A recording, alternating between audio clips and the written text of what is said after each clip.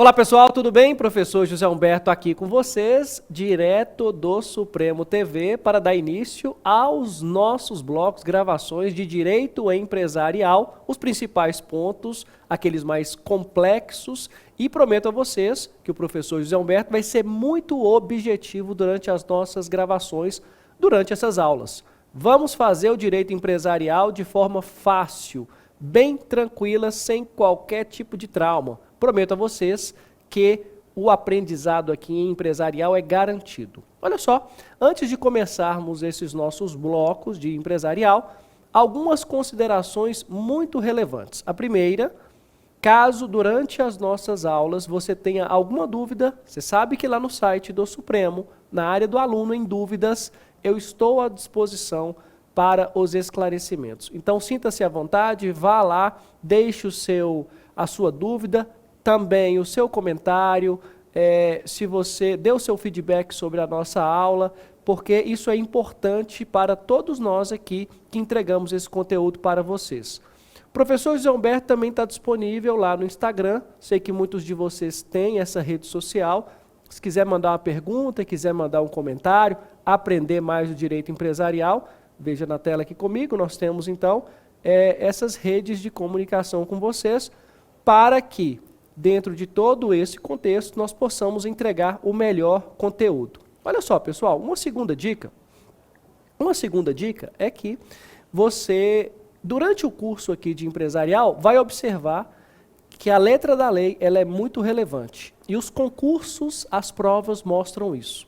Daí, ser de extremo cuidado você marcar os artigos aí no seu código e fazer a leitura, a releitura, depois da nossa aula, durante a aula, com muita calma. Absorver o conteúdo também nessa leitura da lei.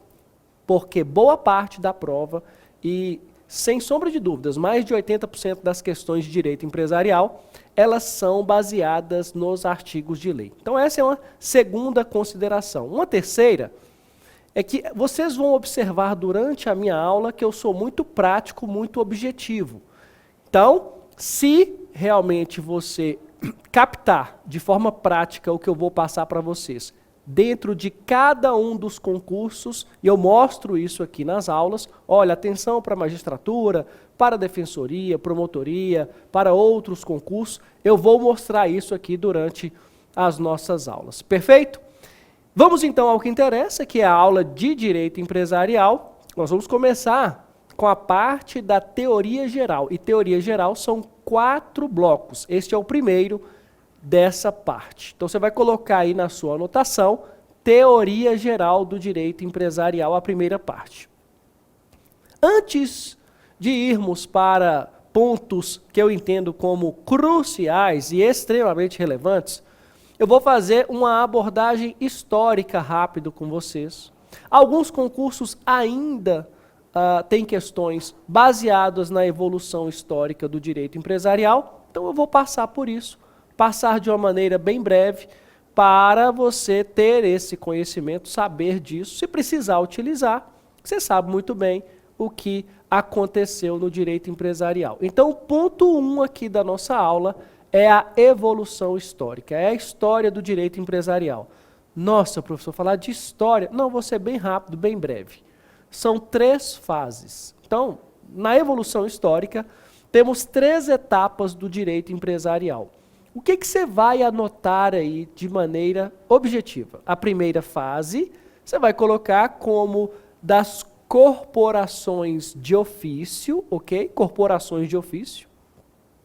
Pode só colocar os tópicos, tá, pessoal? Que eu vou explicar rapidamente.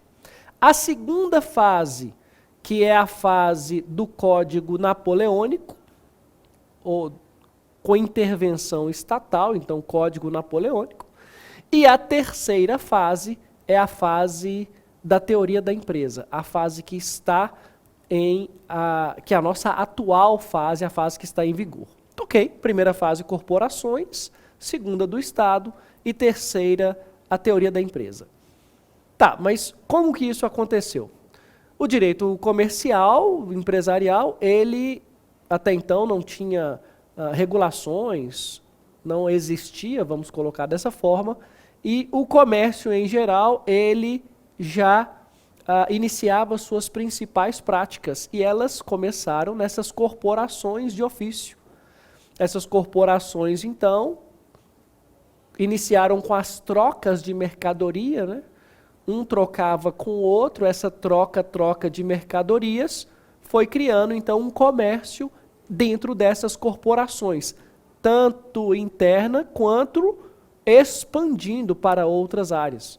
Essa é a época das corporações de ofício, inclusive chamada de época que teve um caráter subjetivo. Isso é importante. Por quê?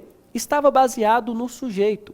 Aquele que fazia parte da corporação e praticava essas trocas era, então, um comerciante. Vejam só. Subjetivo era o sujeito. Quem estava nas corporações era comerciante. Com essa expansão dessas atividades, o Estado, então, começa a intervir nessas relações e entende que ele deva legislar e criar regras e controlar esse comércio que estava em plena expansão. Vem então o Código Napoleônico.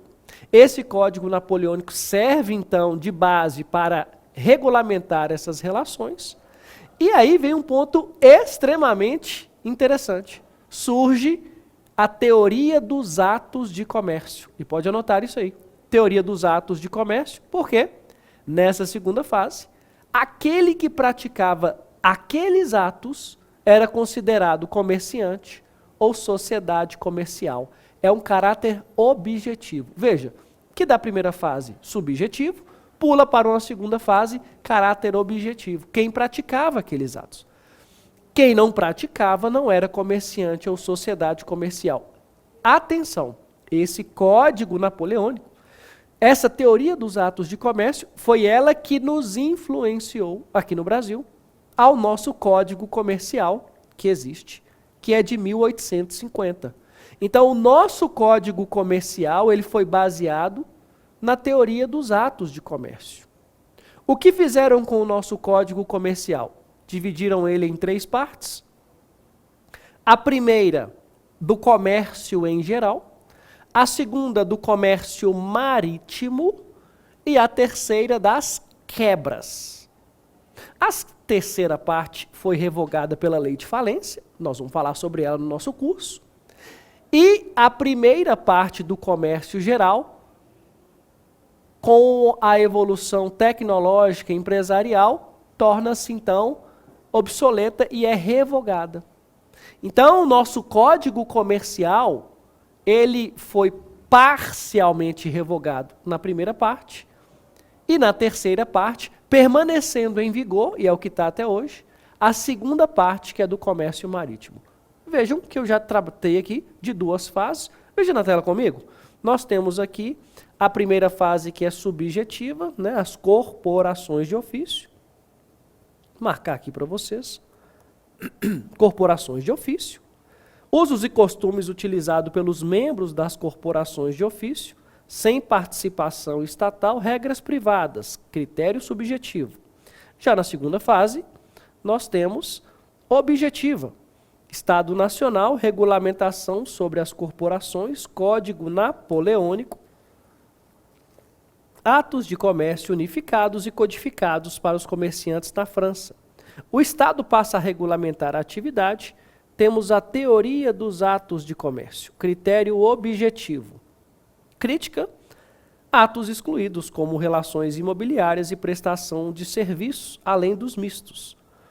No Brasil, temos o Código Comercial de 1850 e o Regulamento 737. Pois bem, essas 2 primeiras fases, corporações de ofício e a segunda do Estado Nacional, né, com essa intervenção estatal, perdão, com a teoria dos atos de comércio, havendo a evolução do direito empresarial, houve a influência do Código Civil italiano aqui no nosso país, que revoga a teoria dos atos de comércio.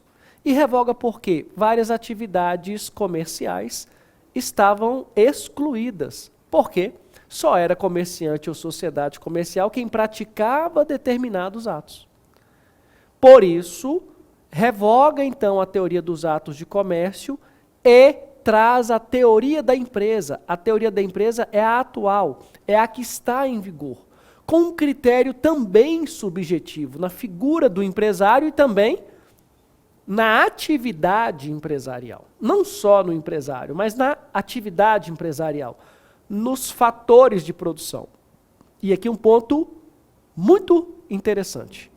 O Código Civil italiano, ele unifica Código Civil com Código Comercial, tratando no Código Civil do direito comercial. E isso aconteceu aqui. No Brasil, o Código Comercial, essa primeira parte, que era do comércio em geral, que foi revogada, ela migra para o Código Civil de 2002. O nosso direito empresarial, boa parte dele está agora no Código Civil. É o nosso material legislativo. Você fala, professor, mas perde a autonomia o direito empresarial? Não. Ele continua autônomo, com princípios, regras próprias, legislação própria, inclusive legislações especiais. Tem previsão constitucional nesse sentido também, mas ele, boa parte, é tratado ali dentro do Código Civil. Então, a terceira parte é a teoria da empresa, é a que está em vigor, veja na tela. Temos aí, então, terceira fase, Código Civil italiano e substituição da teoria dos atos de comércio pela teoria da empresa. O direito comercial não se ocupa apenas de alguns atos, mas de uma forma específica para exercer uma atividade econômica, a forma empresarial. No Brasil, o Código Civil de 2002 revogou a parte do comércio, deixando somente a parte relativa ao comércio marítimo. Então vejam só, pessoal, atenção, essas são as três primeiras fases do direito empresarial: corporações de ofício, critério subjetivo. Segunda fase, Estado Nacional, critério objetivo da teoria dos atos de comércio. E a terceira fase, critério subjetivo e baseado na forma empresarial, que é do sujeito mais a atividade econômica exercida. Tá certo? Lembrando que o direito empresarial continua como autônomo, tem vida própria, tem seus princípios, tem suas regras, tem toda a legislação própria que mantém inalterada. Perfeito. Aqui é uma introdução. Isso pode cair na sua prova? Sim. Tem prova de magistratura que cobra parte histórica e tem parte também de concursos técnicos, concursos para auditor também, que utilizam dessa parte histórica. Pois bem, agora, dentro desse cenário do direito empresarial, nós vamos para uma parte muito cobrada em prova. Eu peço muita atenção de vocês aqui nesse momento, porque nós vamos falar nada mais, nada menos do artigo que é mais cobrado em direito empresarial. Em todas as provas. Por isso eu preciso de vocês aqui comigo. E preciso que vocês entendam também. Nós vamos falar agora do segundo ponto do empresário. Você pode colocar isso aí na sua anotação. Coloca na sua anotação. Temos aí, na tela comigo, a parte do empresário, nosso segundo ponto aqui da nossa aula. Parte do empresário, dentro da teoria da empresa. E o queridinho é esse aqui, ó, artigo 966 do Código Civil. Pessoal, vem cá comigo. Nesse novo cenário, que é a terceira fase, que é a teoria subjetiva, que está em vigor hoje e em tratamento dentro do Código Civil, nós vamos começar lá a partir do artigo 966. Ele traz o conceito de empresário. Olha só, se você lembrar da teoria dos atos de comércio, ela não caberia aqui, né? Porque lá, para ser empresário, deveria praticar determinados atos. Aqui não, nós estamos falando do sujeito. Quem será considerado empresário é aquele sujeito, olha o critério subjetivo, que está enquadrado dentro desses requisitos, da forma da atividade empresarial. Tudo bem. O que diz esse artigo? É muito simples. Ele fala assim: considera-se empresário quem exerce profissionalmente atividade econômica organizada para a produção ou circulação de bens ou de serviços. Repetindo, profissionalmente, atividade econômica organizada, produção ou circulação de bens ou de serviços. E eu falo sempre para os alunos, empresário é mão cheia, ele visa o lucro. Mão cheia, ele visa o lucro. Então são 5 elementos. Esse conceito, ele é muito importante. É o artigo mais cobrado em provas. Magistratura ama esse artigo. Ama esse artigo. Mas também é objeto de prova para a defensoria pública, também merece atenção, e para concursos de carreiras fiscais. Olha só.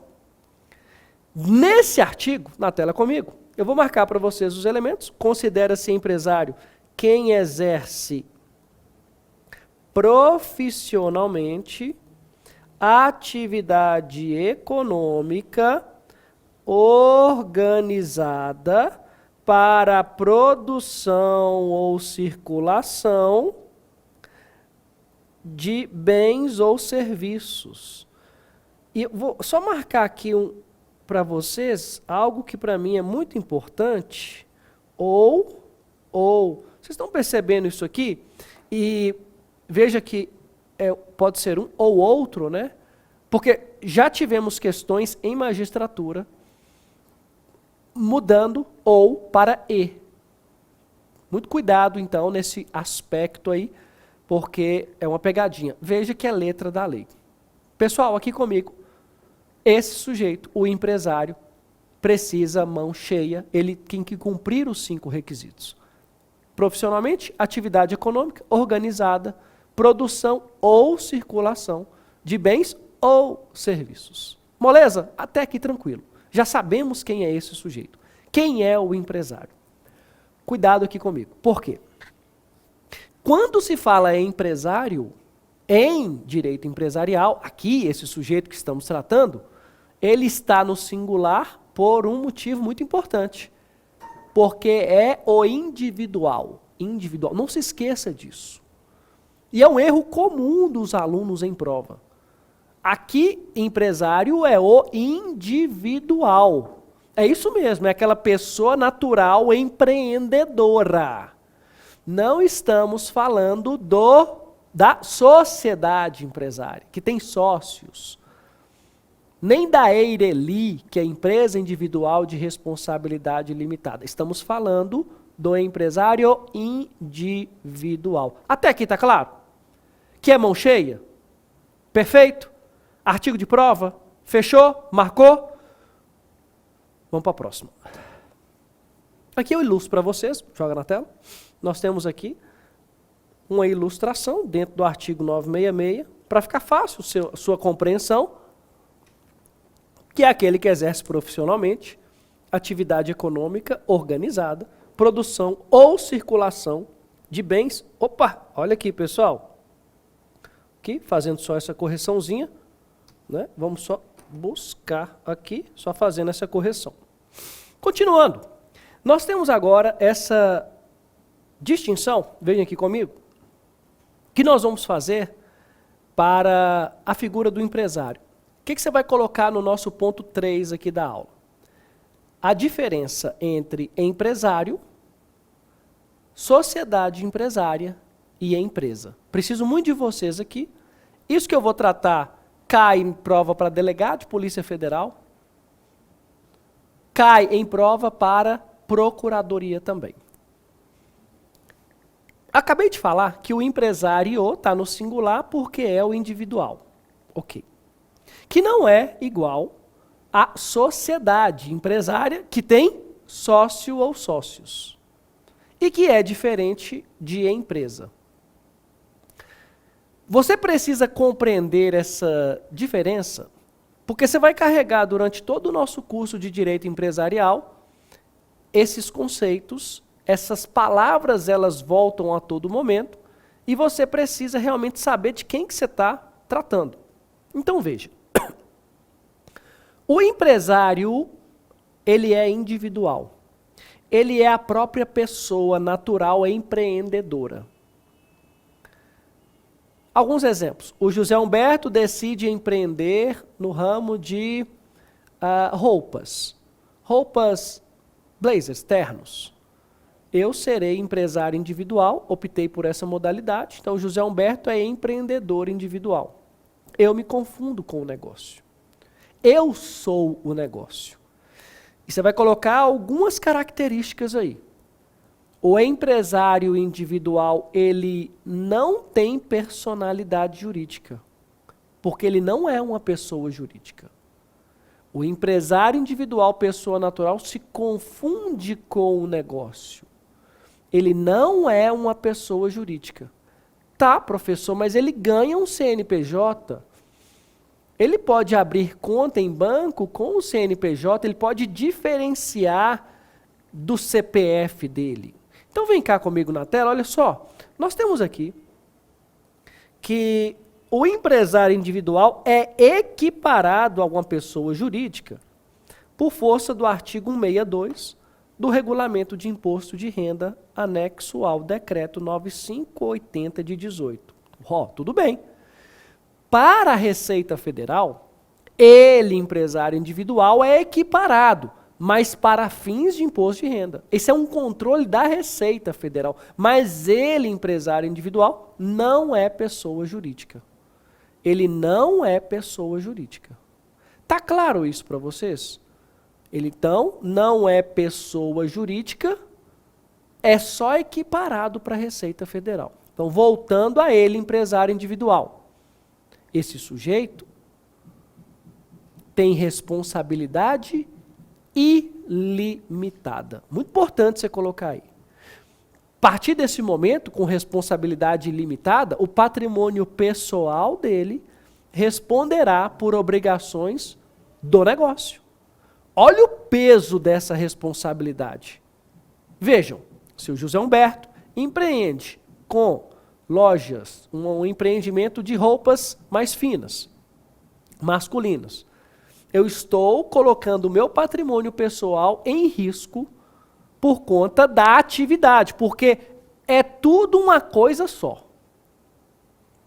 Claro que tem os bens da atividade, mas o meu patrimônio pessoal poderá responder por obrigações do negócio.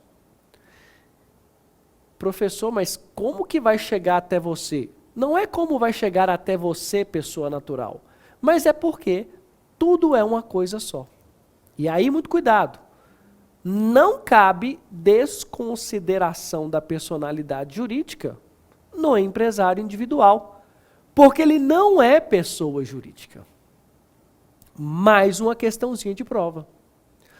Tá, professor, mas não está lá no Código Civil, em pessoas jurídicas, o empresário que é o individual? Não. Artigo 44 do Código Civil nos mostra quem são as pessoas jurídicas de direito privado. E lá você vai observar que tem associação, fundação, organização religiosa, partido político, sociedades e a EIRELI. Empresário individual? Não. Tá claro isso, meus amigos? Isso é muito importante para vocês, para compreender que esse individual não é PJ, não é pessoa jurídica e tem uma baita responsabilidade gigantesca empreendendo aqui no nosso país. Ponto. Só que, não sei se vocês lembram, eu falei, precisamos distinguir este empresário individual da sociedade empresária. E qual que é uma grande diferença aqui? Que a sociedade, ela é uma pessoa jurídica. Também tem um CNPJ, mas é outra pessoa. Veja, a sociedade, ela tem autonomia patrimonial, o patrimônio é dela, titularidade negocial e processual. Como assim? É ela, a sociedade, quem faz negócio? A construtora me vendeu um apartamento. Ela que foi a vendedora? É ela, a construtora, que abre conta em banco, que movimenta? O patrimônio é dela. Quem faz parte dela são sócios. São sócios da sociedade. Nada mais do que isso. Está claro nesse sentido? E sendo pessoa jurídica, cabe desconsideração da personalidade jurídica. O que não cabe no empresário individual. Responsabilidade lá na sociedade não é dos sócios, mas da sociedade. O sócio tem, de certa forma, uma segurança de que o patrimônio envolvido e objeto de risco para os negócios é da sociedade e não dos sócios. Entenderam isso bem? Então não confunda empresário com sociedade empresária. Tanto um quanto o outro também são diferentes de empresa. Quando se fala de empresa, falamos de atividade econômica. Empresa é atividade econômica. Empresário é o individual. Sociedade empresária é pessoa jurídica. Empresa é atividade econômica. Tá claro para vocês? Vejam só na tela. Temos aqui, então, essa distinção que é feita. Vou mudar a cor aqui. A distinção que é feita do empresário para empresa e sociedade empresária, todos eles são diferentes. Antes de finalizar o nosso bloco, deve estar aí na sua mente, você que já conhece um pouco de direito empresarial, pensando o seguinte: e a tal da EIRELI, que é empresa individual de responsabilidade limitada? Ela também é diferente aqui dos demais. E por quê? E é mais fácil compararmos o empresário individual com a empresa individual. A EIRELI, que está no artigo 980-A do Código Civil, recebe esse nome, né? É empresa individual de responsabilidade limitada. Ela é uma pessoa jurídica. Veja só uma primeira diferença. Só que nela só existirá um titular, que pode ser pessoa natural ou pessoa jurídica. Olha outra diferença. Esse titular terá limitação de responsabilidade. Tanto que nesse artigo 980-A, se você analisar o parágrafo 7º, nos mostra que não confunde patrimônio da EIRELI com do seu titular. São distintos.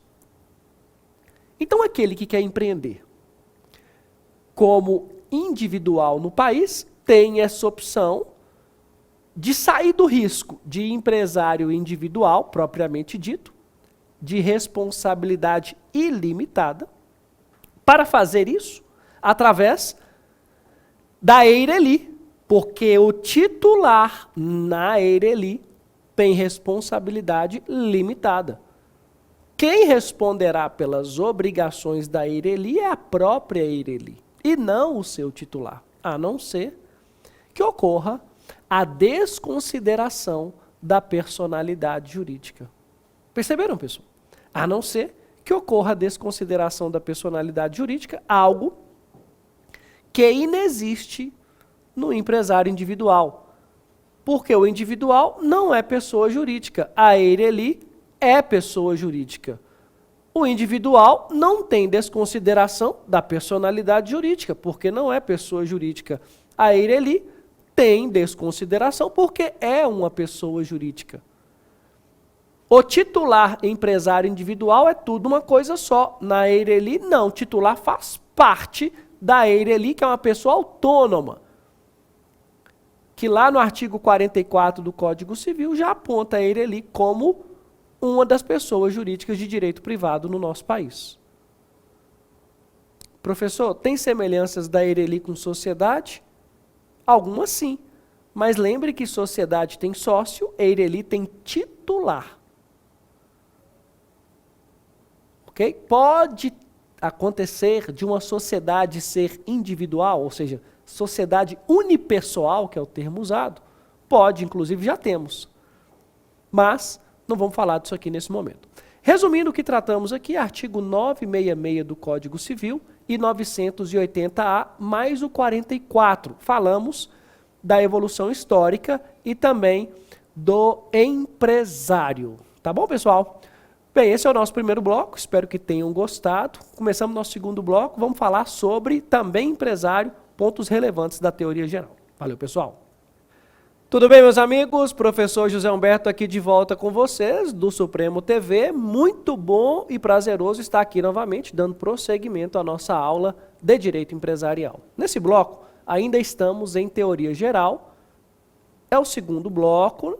Você que estava aí no bloco passado vai só continuar o que estamos trabalhando. Lembrando que falamos no final do bloco passado sobre o empresário, do artigo 966, o conceito dele, e distinguimos ele, empresário, de sociedade empresária, da empresa e do EIRELI, empresa individual de responsabilidade limitada. A partir desse bloco, nós vamos falar ainda deste empresário, estamos no Código Civil, nesse artigo 966, e vamos evoluir vários artigos aí em sequência. O que você vai separar já como objeto da nossa aula aí? Você vai pegar do artigo 966 até o artigo 978. Esses artigos aí já são artigos mais relevantes. Nós vamos trabalhá-los aqui, por isso você já deixa separado. Tudo bem. Continuando, nós falamos então do empresário, paramos no ponto 3 da nossa aula e agora vamos falar do ponto 4, que é sobre, e esse é o tópico, profissional intelectual. Pode colocar aí, profissional intelectual, ele é o profissional, o primeiro ponto, ponto 4 aqui, né, da nossa aula. Vamos colocar a numeração aqui, vem na tela comigo, para ficar fácil o seu controle, ponto 4, profissional intelectual. Pois bem, vejam só, eu disse no bloco passado, o artigo mais cobrado em prova em direito empresarial é o 966, que é o conceito de empresário. Quem é esse empresário? Que são cinco elementos, né? Exerce profissionalmente atividade econômica organizada, produção ou circulação de bens ou de serviços.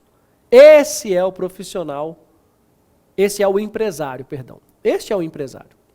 O que fez o 966 no parágrafo único? Trouxe o seguinte, olha, se esse sujeito for um profissional intelectual, e o que é um profissional intelectual? É aquele que exerce essa atividade intelectual em 3 naturezas, científica, artística ou literária. Repetindo, científica, artística ou literária. Exemplos, científico, advogado, contador, médico, engenheiro, dentista. Artística, o cantor, o pintor, o escultor. Literária, o redator, o escritor. Esses sujeitos, se exercerem essas atividades nessas naturezas, não serão considerados empresários. Esse é o nosso ponto. Resumindo, o profissional intelectual não é empresário. Ah, professor, mas veja só, o dentista tem lá 2 ajudantes e a secretária, mesmo que tenha colaborador ou auxiliar, não considera o profissional intelectual empresário.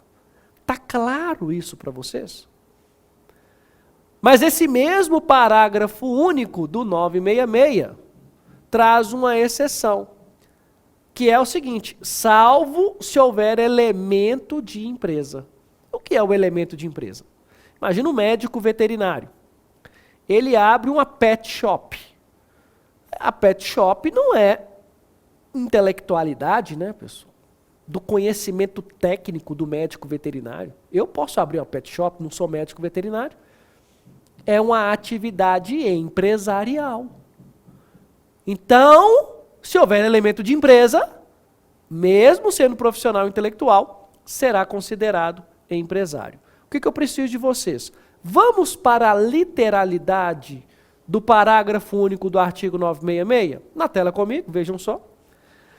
Não se considera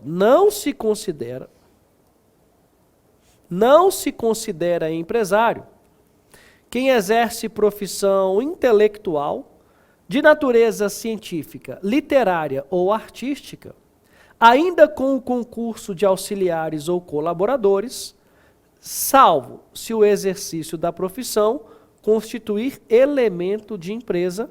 Já passei para vocês aí o que nós temos de possibilidades de elemento de empresa. Há um médico que abre um laboratório. O laboratório é para fazer exame. O médico não precisa, né, para intelectualidade, para ser considerado um trabalho intelectual nesse sentido. O laboratório é mais empresarial. Aqui tudo certo? Então, no nosso quarto ponto, nós já vimos o profissional intelectual e que ele não é considerado empresário. Esse é um ponto relevante, prova defensoria, tá bom, pessoal? Muito cuidado aqui, defensoria. Cai também em OAB, esse parágrafo único. Então, tenha atenção para esse parágrafo único. Ok. Agora nós vamos para o ponto 5. E também relevante para nosso estudo, que é o registro, a inscrição do empresário. Pode colocar no tópico 5 aí para vocês, registro do empresário. Eu vou primeiro perguntar, e aí nós vamos conjuntamente aqui entender o que tem o Código Civil nesse aspecto. Na sua opinião, quem quer empreender no país, ser empresário, é obrigado a se registrar, fazer o registro? Ele é obrigado a se registrar? Ou não? Estou perguntando se é obrigado. E segundo, se ele não registra, ele é considerado empresário? Eu estou fazendo essas perguntas porque são perguntas que são cobradas em prova. Então veja, ele é obrigado a se registrar? E se não registrar, mesmo assim pode ser considerado empresário? São perguntas que nós vamos responder agora. Então, ponto 5 na tela, inscrição do empresário. Inscrição do empresário, ponto 5. E o nosso artigo 1º é o 967, e eu já grifo aqui para vocês, olha, é obrigatória a inscrição do empresário no registro público de empresas mercantis da respectiva sede antes do início da sua atividade. Aqui já respondeu, nosso artigo é o 967, que o registro do empresário é obrigatório antes de começar a atividade. Aqui está dizendo, registro público de empresas mercantis, que é, cada estado vai ter lá a sua junta comercial. Vejam só, o empresário é obrigado a se registrar? Sim. Antes ou depois de começar essa atividade? Antes. E faz aonde? Na junta comercial. Obrigatório, antes de começar, na junta comercial. Registro público de empresas mercantis. Pronto, está respondido. Primeira parte que eu perguntei para vocês, se é obrigatória, é na junta e antes de começar a atividade. Mas eu fiz uma segunda pergunta. Se ele não faz o registro, mesmo assim ele será considerado empresário? Pois bem, lembra do conceito de empresário, que é do artigo 966, que é o artigo mais cobrado em prova, que são 5 elementos: profissionalmente, atividade econômica, organizada, produção ou circulação de bens ou serviços. Aqui não fala em registro. E se não fala em registro, é porque para caracterizar um empresário, não é necessário o registro. Tá, mas se é obrigatório o registro, como é que fica? Ele será considerado um empresário, mas irregular. Ele é empresário irregular. Então, para ser empresário conceituado, não necessita de registro, mesmo sendo obrigatório. E se não registrar, não se inscrever, ele será considerado irregular. Perfeito isso aqui? Tudo certo? Percebam nesse aspecto que o registro do empresário, ele tem um efeito declaratório e não constitutivo. Porque ele já é empresário. Ele só formalizou isso cumprindo um requisito de lei. Ele só formalizou isso. Vem comigo na tela, olha só. efeito declaratório. E uma informação importante, que algumas pessoas não se lembram, mas eu trago o 968, parágrafo 3º, que se esse empresário individual quiser ter sócio, olha, se ele quiser ter sócio, ele pode solicitar ao Registro Público de Empresas Mercantis a transformação de empresário individual para sociedade empresária. E isso é muito válido, vejam. Se ele é empresário e quer se transformar numa sociedade, quer ter sócios, ele pode fazer, como já diz o artigo, basta transformar de individual para sociedade. Tá certo isso? Questãozinha de prova. Lá na lei de falência, que é a 11.101, nós vamos falar sobre ela, mas aqui uma observação de prova. Lá, prevê o seguinte: para ter, olha só, para falir, é preciso ser empresário ou sociedade empresária.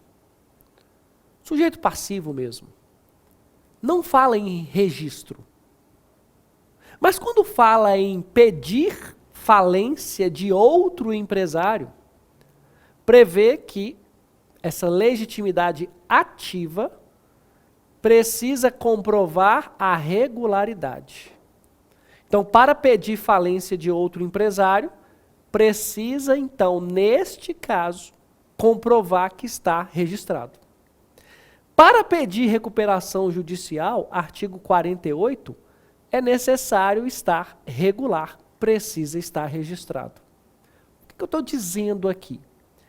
Que o empresário irregular, que não está registrado, ele pode falir, mas não pode recuperar, não pode pedir recuperação judicial. E não pode pedir a falência de outro empresário. Onde está isso na lei 11.101? Pode falir, artigo 1º. Não pode pedir falência de outro empresário, artigo 97, parágrafo 1º. E não pode pedir recuperação judicial, artigo 48. Como é que fica então essa conclusão? Vejam só. O empresário é obrigado a se registrar? Sim. Antes ou depois de começar a atividade? Antes. Se faz aonde? Na junta comercial. Se ele não fizer, ele é empresário? Sim. Empresário irregular. O irregular pode falir? Pode. Pode recuperar? Não. Pode pedir falência de outro empresário? Também não. Qual que é o conceito de empresário? Profissionalmente, atividade econômica organizada, produção ou circulação de bens ou serviços. Viram como é simples? Muita informação, correto? Mas é isso aí. Se ele é individual, quer se transformar em sociedade, também pode, não tem problema algum. Agora vejam só, ainda nesse nosso tópico que é o 5. Você vai colocar aí na sua anotação, empresário rural. Rural, isso mesmo, o empresário rural. E por que eu estou chamando a atenção disso? Porque o empresário rural, ou seja, o empresário que está empreendendo na zona rural, na área rural, ele não é obrigado a se registrar. É uma faculdade. Faz se quiser. Faz se quiser. Neste caso, atenção e muito cuidado. Como é uma faculdade, ele não está irregular se ele não registrar. Agora, registrou, equiparou, ele se equipara ao empresário. Então, o empresário rural é obrigado a se registrar? Não, mas registrou, equiparou ao empresário. Onde que está isso? Vem na tela comigo. Temos aí que, artigo 971, o empresário, cuja atividade rural constitua sua principal profissão, pode, observadas as formalidades de que tratam o artigo 968, e seus parágrafos, requerer inscrição no Registro Público de Empresas Mercantis da respectiva sede, caso em que, depois de inscrito, ficará equiparado para todos os efeitos ao empresário sujeito ao registro. Legal, legal. Neste caso, nessa circunstância aqui, registrou, equiparou. Por isso que o empresário rural, o registro dele tem um efeito constitutivo, porque ele só será considerado empresário com o registro. Ao contrário do empresário comum, que é declaratório, aqui é constitutivo. Entenderam bem isso, pessoal? Compreenderam? Tá para a prova. Magistratura ama. Defensoria também adora esse artigo. Detalhe, o 971 casa com 970. O que prevê o 970? Que o empresário rural, bem como o pequeno empresário, veja, empresário rural e pequeno empresário, eles terão um tratamento diferenciado, simplificado e favorecido. Diferenciado, simplificado e favorecido. Eu digo sempre para os alunos, como é que você vai lembrar disso? Basta você lembrar quando você vai na zona rural, na área rural, na fazenda, na roça, no sítio. Nós somos recebidos lá, né? Um cafezinho com queijo, aquela comida deliciosa, muitos com a simplicidade, mas com tratamento VIP. E lá, quando você vai nesses locais, você é tratado de forma diferenciada, simplificada e favorecida. Parece que você está na sua casa. Lembra disso. Não vai ter erro. Respirou? Tranquilo aqui? Atenção, novidade. Novidade. Você aí deve ter o seu clube de futebol. Alguns exemplos. Cruzeiro, em Minas, Cruzeiro, Atlético, América, em São Paulo, Corinthians, São Paulo, Palmeiras e Santos. No Rio de Janeiro, Flamengo, Botafogo, Vasco, Fluminense. Na Bahia, Vitória e Bahia, né? E por aí nós temos vários times. Lá no Sul, Grêmio e Inter. Pois bem, recentemente, e aqui um ponto que vale para a prova, tá, pessoal? Porque é coisa nova. Recentemente foi promulgada a lei da SAF, Sociedade Anônima do Futebol. Lei 14.193. É uma lei nova, que nós vamos chamar aqui de clube empresa, ok?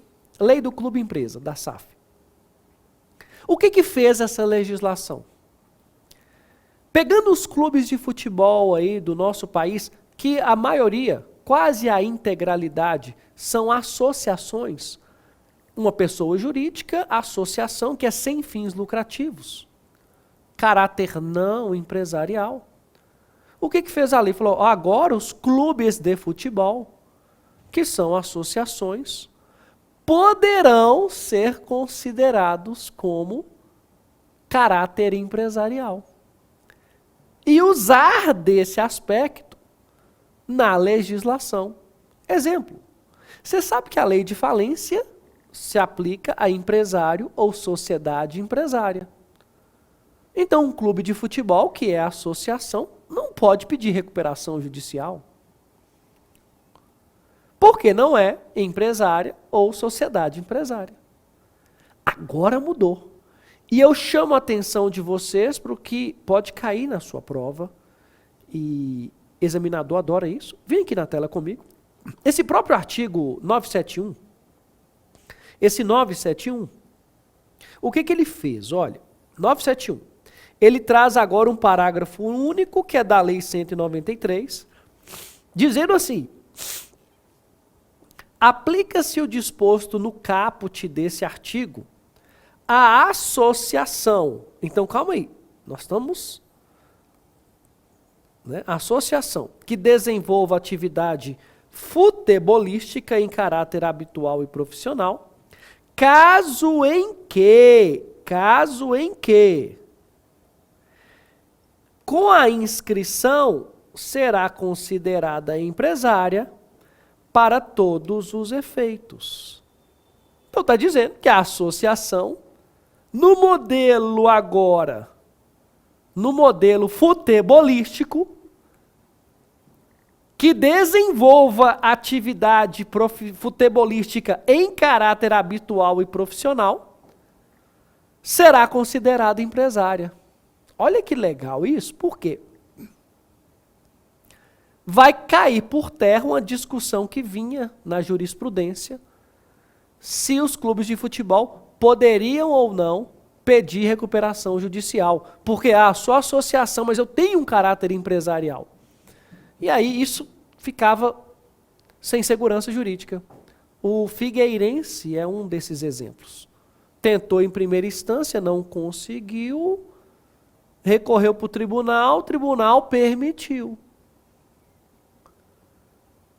E aqui uma novidade que você tem que carregar para a sua prova. Então, resumindo aqui até agora, nessa nossa aula. O empresário é obrigado a se registrar antes de começar a atividade na junta comercial. Se não registrou, é empresário? Sim, mas irregular. O irregular pode falir? Pode recuperar? Pode pedir falência de outro empresário? Também não. Se for rural, é obrigado a se registrar? Não, é facultativo, mas registrou, equiparou, tendo um tratamento diferenciado, simplificado e favorecido. Legal aqui? Tudo certo? Vamos para o nosso ponto 6 da nossa aula. Na tela. Ponto 6. Requisitos para ser empresário. Requisitos. Neste caso, eu estou falando aqui para defensor público. Estou falando aqui para magistratura. Estou falando aqui para auditores. Esses artigos que nós vamos trabalhar agora são os queridinhos. E você vai separar o 972, o 973, 974 e 975. Esses 4 artigos já bastam aqui. Esses 4 artigos. E eu vou ser bem prático para vocês, porque não tem segredo aqui, mas eu preciso que vocês acompanhem o meu raciocínio. Não podemos dar bobeira, tá certo? Olha só. Quais são os requisitos? São 2. Eu vou marcar aqui no que prevê o artigo e nós vamos falar sobre eles. Vem na tela comigo. Podem exercer a atividade de empresário os que estiverem em pleno gozo da capacidade civil e não forem legalmente impedidos. Ou seja, esses 2 requisitos aqui é de capacidade e envolve impedimento. Bem tranquilo, porque se fala de capacidade e impedimento, é algo que vocês aí devem dominar, né, dentro do direito civil, mas aqui no empresarial é bem mais tranquilo. Vamos lá. Capacidade civil. Para ser empresário, precisa então ter 18 anos ou mais ou emancipado. Pronto. Precisa ter capacidade civil. Tem 18 anos ou mais, emancipado, mas que esteja capaz, claro, né? Não desenvolveu uma incapacidade. E que dentro dessa incapacidade é bom deixar claro que pode ser um incapaz por ser menor, né? Ou ele é assistido ou representado por ser menor, ou uma incapacidade que é por questões de saúde, ou uma incapacidade superveniente, era capaz e se tornou incapaz. O José Humberto era capaz e desenvolveu Alzheimer e ficou incapaz. Incapacidade superveniente. Pois bem, aqui neste caso, nós estamos falando do empresário, que é o individual. Não estou falando de sociedade por enquanto, tá bom? De sócios, tá bom? Então, quando se fala do empresário, ele individual, empresário individual, não pode começar como um empresário se for incapaz. Então, o incapaz não pode começar como empresário. Não pode. Poderá continuar como empresário. Continuar. Tá, mas continuar, como assim? O José Humberto é empresário e eu tenho uma filha de 6 anos, que é incapaz. E o José Humberto faleceu.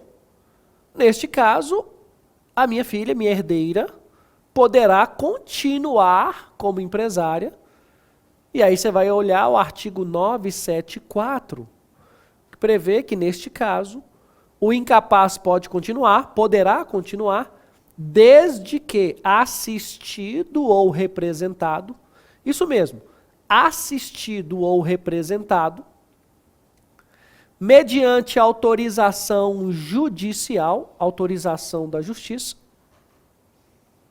que virá através de um alvará.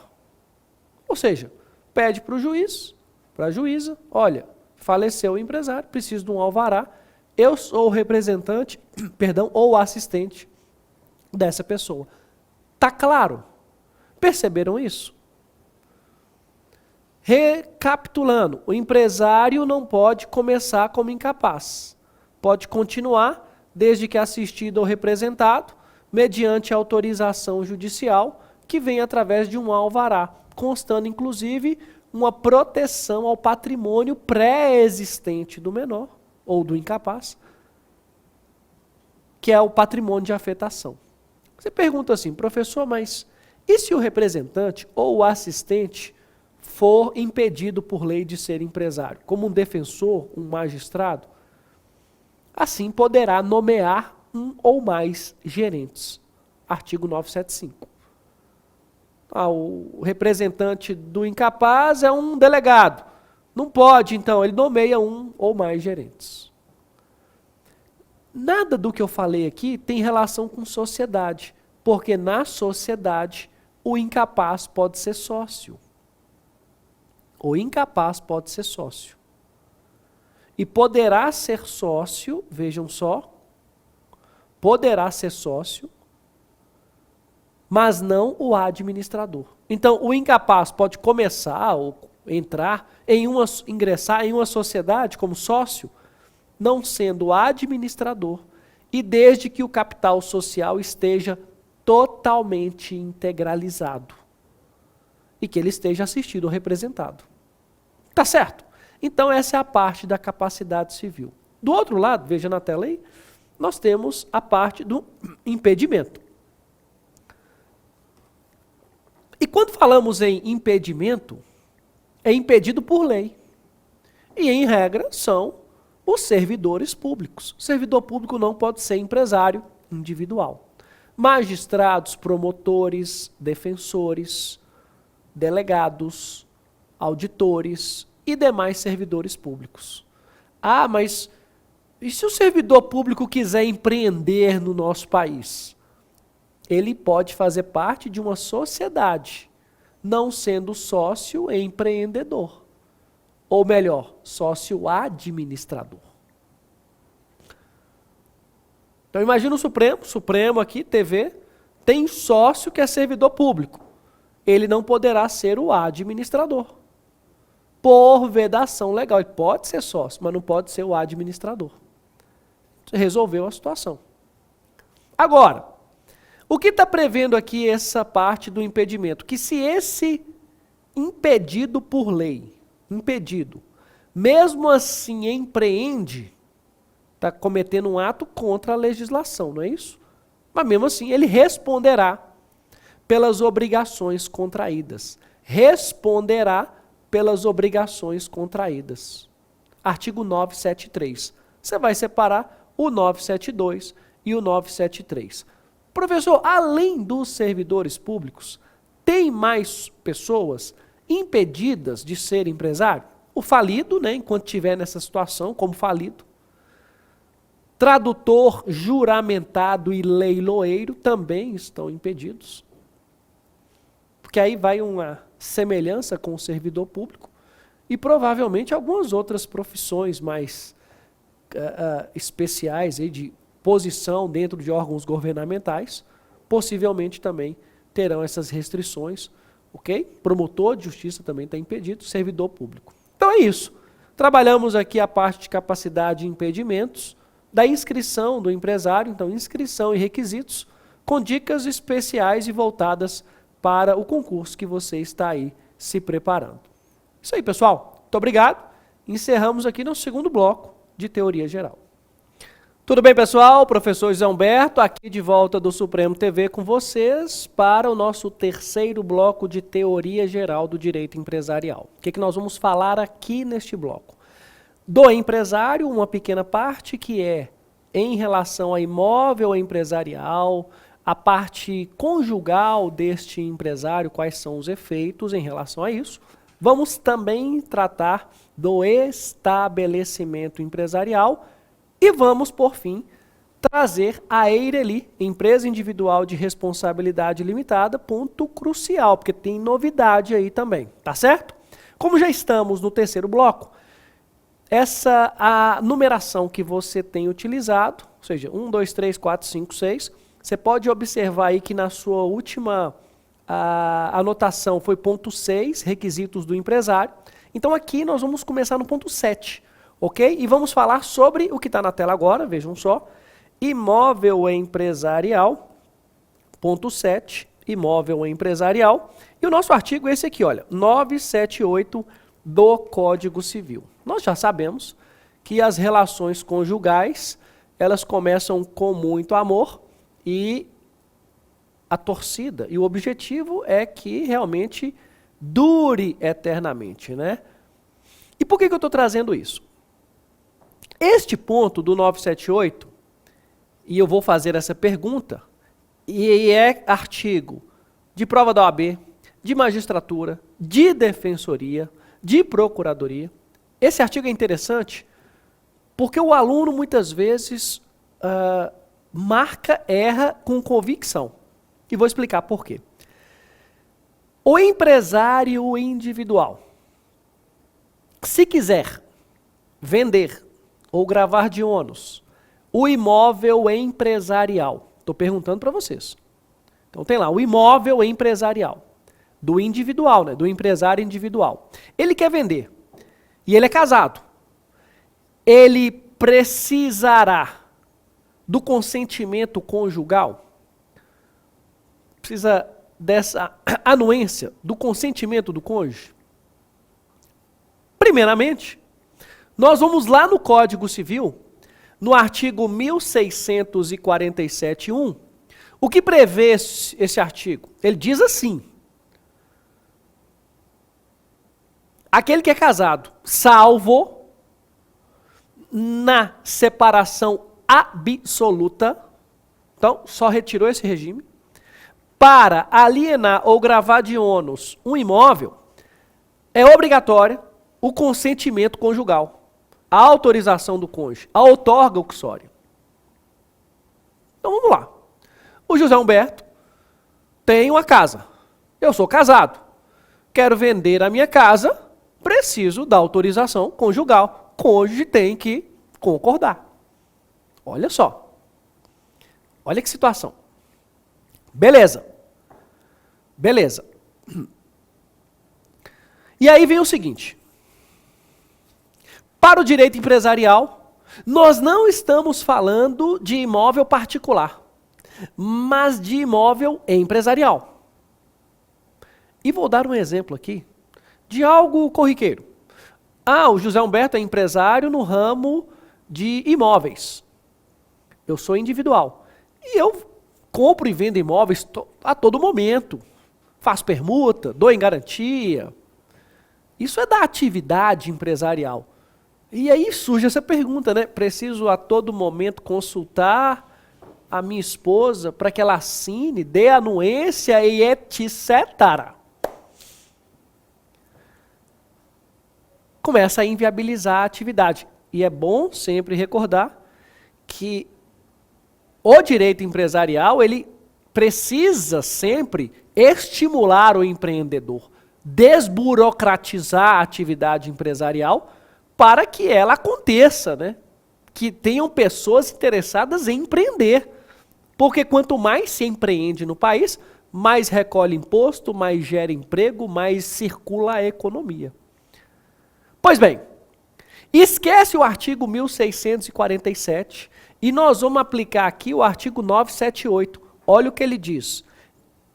O empresário casado, independente do regime de bens, qualquer um, poderá alienar ou gravar de ônus o imóvel empresarial sem consentimento conjugal. Sem o consentimento conjugal. Excelente, maravilhoso. Por isso que eu digo que o aluno, quando erra, ele erra com convicção, que ele vai no 1647, quando na verdade deveria ir no 978. Vem na tela comigo. Empresário casado, independentemente do regime de bens, poderá alienar o imóvel empresarial sem autorização conjugal. Beleza. Isso é tão polêmico que o STJ, em 2 jornadas de direito empresarial, de direito comercial, teve que manifestar sobre a constitucionalidade desse artigo, que ele está válido, mas chama atenção, e eu sugiro que você faça isso, depois você coloca aí, 2ª jornada de direito comercial, vamos na 2ª já. Tem um enunciado lá 58. O que entendeu o STJ? É válido, tá certo, o que o artigo está prevendo aqui, não tem problema, tudo certinho, mas é necessária uma prévia autorização ou consentimento averbado no cartório de registro de imóveis do cônjuge, que ele está dispensando a anuência dele. Então, na prática, o cônjuge vai lá antes, deixa lá um prévio consentimento, que deve ser, inclusive, averbado também na junta comercial. Ou seja, na prática, isso se torna um pouco inviável. Tanto que eu falo para os meus clientes, não seja empresário individual, seja sociedade, porque aí fica mais fácil, porque aí o imóvel é da sociedade. Pois bem, para nosso estudo, artigo 978 é essa a previsão. E no ponto 8, vejam só, agora na tela, nós temos uma situação interessante, que é de direito societário, mas eu gosto de tratar aqui de forma introdutória como sociedade entre cônjuges, porque eu trouxe para vocês que o empresário individual é obrigado a se registrar, não é isso? Artigo 967. E que pelo 968, no parágrafo 3º, prevê que se ele quiser admitir sócios, ele pode se transformar em sociedade. E é uma transformação simples. E vem a pergunta. Se o empresário quiser se transformar em sociedade, aí vai ser sócio, precisa de sócio. Poderá trazer o cônjuge? Traz a esposa, o esposo. E aí vem aquele ponto, né? Olha, eles vão empreender juntos, acordam juntos, tomam café juntos, vão trabalhar juntos, almoçam juntos, trabalham à tarde juntos, tomam café da tarde juntos, voltam para casa juntos, jantam juntos, assistem um filme juntos, dormem juntos. Olha que amor, não é o sonho de todo mundo, de todo casal? Ficar ali grudadinho o dia inteiro, aquela relação do casal, não é o sonho de todo casal? Professor, eu amo tanto meu esposo, a minha esposa, que se eu pudesse, eu ficaria grudado o dia inteiro com ele, com ela. Tem certeza que é a sua vontade aí. Você que é casado, ou você vai casar, correto? Mas brincadeiras à parte, o que fez o código? Falou, vou realizar seu sonho. Você pode ter o seu cônjuge como sócio. Não sócio no amor, mas sócio também como empreendedor. E o nosso artigo de prova, 977, Defensoria ama esse artigo. Prova de defensoria. E o que nós temos aí? Pode ser sócio, só não pode se casados na comunhão universal ou separação obrigatória. Nesses 2 regimes. Joga na tela, veja só. É permitido, artigo 977, salvo se casados na comunhão universal de bens ou da separação obrigatória. Comunhão universal ou separação obrigatória. Artigo 977 do Código Civil. Beleza. É isso que nos interessa. Atenção nessa exclusão desses 2 regimes, tá certo? Comunhão universal e separação obrigatória, obrigatória por lei. Não é aquela separação total, absoluta, é separação obrigatória. Até aqui, tudo certo? Bem, mas ainda em relação a essa vida do empresário conjugal, amorosa, nós percebemos que essa vida conjugal tem efeitos na vida empresarial. E o empresário precisa tomar determinados cuidados e cautelas quanto à parte burocrática em relação ao cônjuge. Por exemplo, se ele é empresário e ele é casado e divorciou, precisa tomar alguma providência lá na ficha dele, na ficha do empresário? Além disso, além de ter uma certidão de casamento no registro civil, ele precisa também registrar algo na junta comercial, porque a vida do empresário é na junta. Do nascimento ao falecimento, vamos dizer assim. A vida da pessoa natural, lá no cartório de registro civil, né? Do nascimento, certidão de nascimento, certidão de casamento, até certidão de óbito, né? Pessoa nasce, casa e morre ali também documentalmente. Então vejam só 2 artigos para prova de defensoria, tá? Prova de defensoria. 979, 980, vem comigo aqui só para marcar o que é relevante. Primeiro, 980, a sentença que decretar ou homologar a separação judicial, e aqui vale divórcio, tá bom? Do empresário é o individual, pessoal. E o ato de reconciliação não podem ser opostos a terceiros antes de arquivados e averbados no registro público de empresas mercantis. Então, aqui é uma saída. E a segunda, veja a formalidade. Além de no registro civil, serão arquivados e averbados na junta comercial, na junta comercial,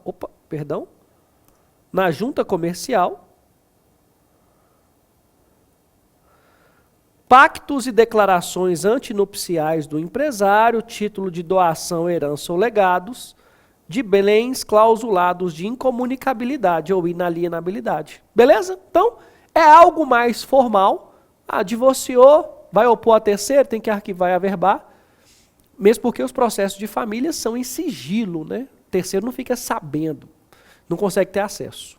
Pois bem, já falamos aqui, neste caso, a primeira parte introdutória, alienação do imóvel empresarial, sociedade entre cônjuges, e que essa vida conjugal do empresário tem a parte burocrática também documental de não só registrar e averbar os atos no registro civil, mas também na junta comercial, seja para finalidades como de ter validade quanto a terceiros. Ok.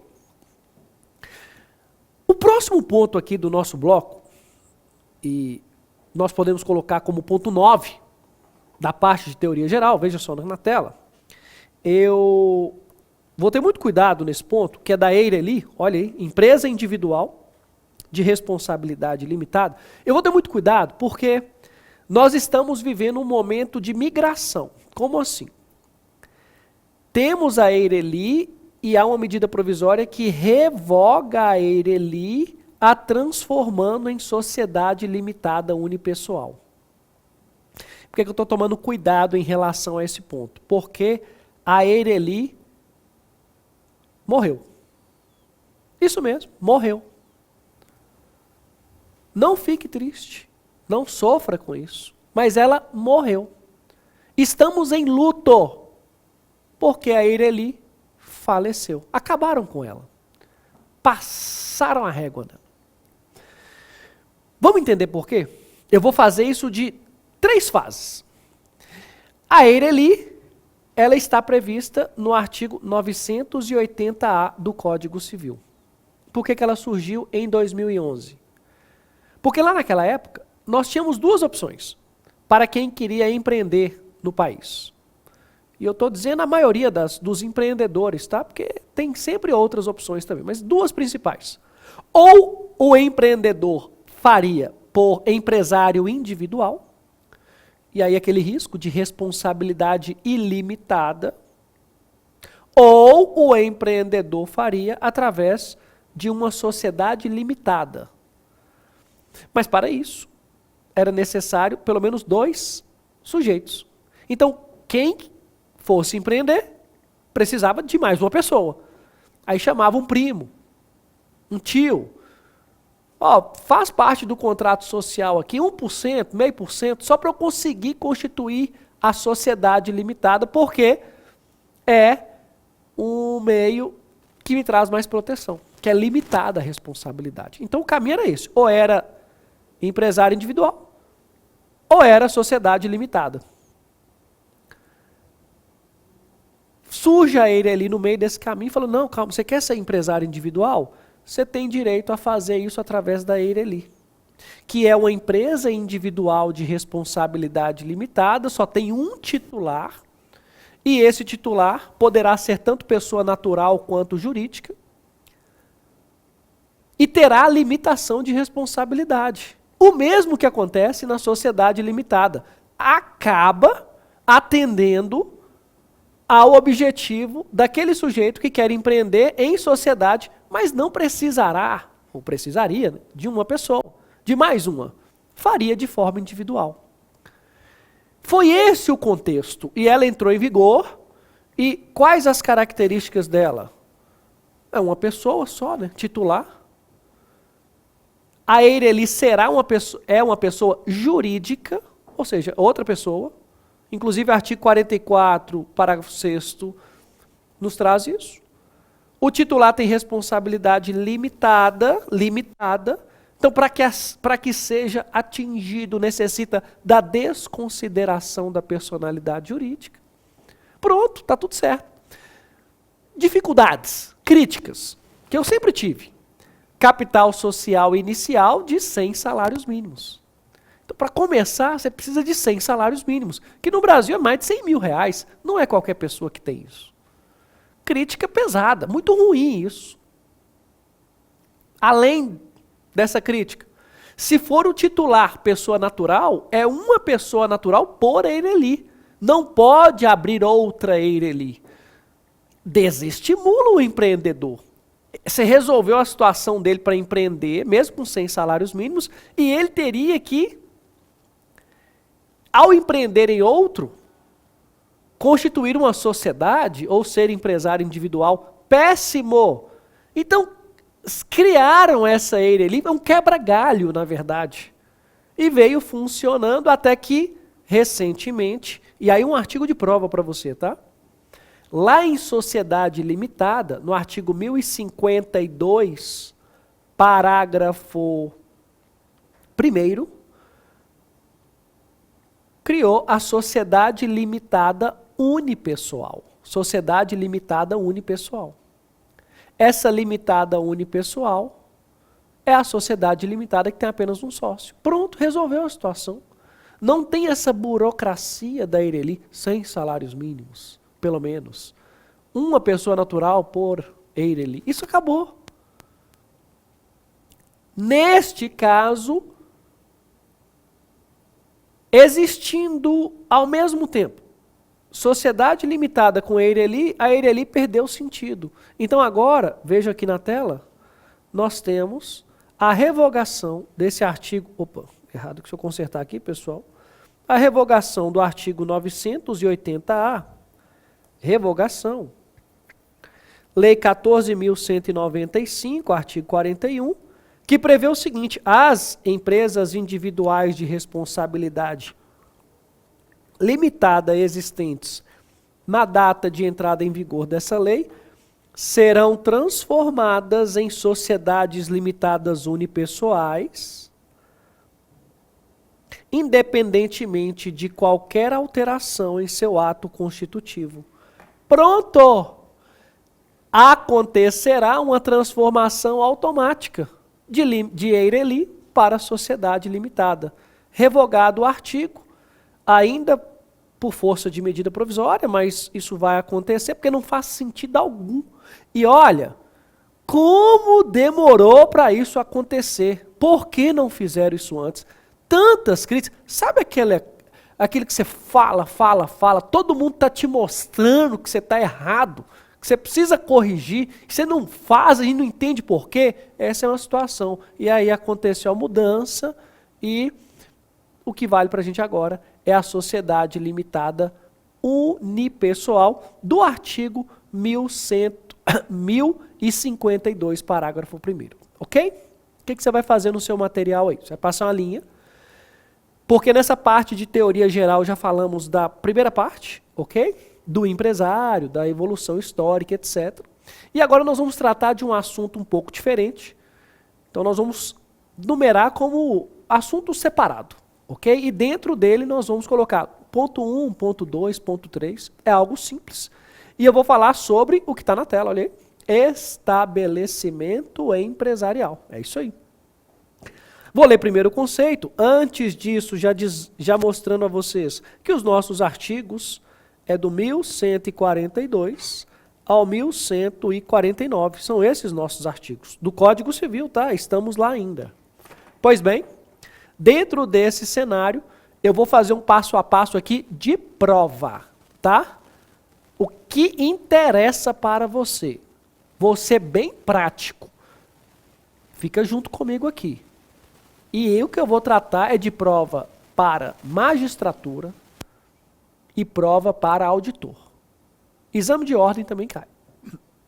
Primeiro, que o estabelecimento empresarial é o complexo de bens do empresário. São os bens do empresário, ou da sociedade empresária.